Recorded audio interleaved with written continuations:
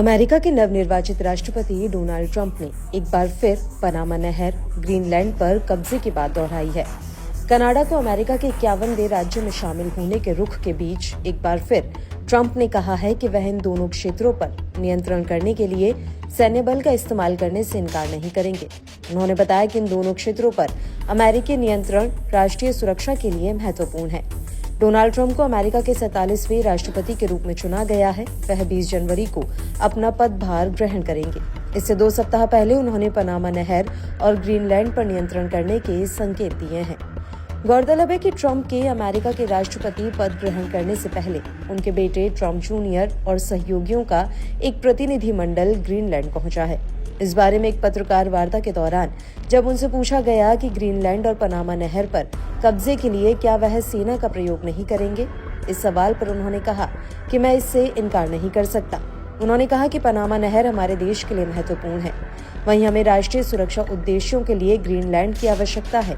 बता दें कि ग्रीनलैंड डेनमार्क का एक स्वायत्त क्षेत्र है। डेनमार्क लंबे समय से अमेरिका का सहयोगी और नाटो का संस्थापक सदस्य है।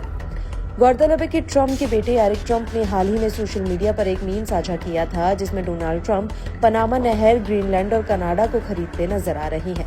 डोनाल्ड ट्रंप ने हाल ही में ग्रीनलैंड का जिक्र करते हुए कहा था कि ग्रीनलैंड पर अमेरिका का मालिकाना हक होना चाहिए और राष्ट्रीय सुरक्षा और विचारों की स्वतंत्रता के लिए ये बेहद जरूरी है। ट्रंप ने पनामा नहर पर भी फिर से अमेरिका का कब्जा करने की धमकी दी थी और कहा था कि पनामा नहर अमेरिका की अर्थव्यवस्था और सुरक्षा के लिए बेहद अहम है। गौरतलब है कि चीन पनामा नहर पर अपनी मौजूदगी को लगातार बढ़ा रहा है, जो अमेरिका के लिए खतरे की घंटी है। ट्रंप ने इससे पहले 2019 में भी ग्रीनलैंड को खरीदने की बात कही थी, हालांकि तब उनके बयानों को ज्यादा तवज्जो नहीं दी गई थी।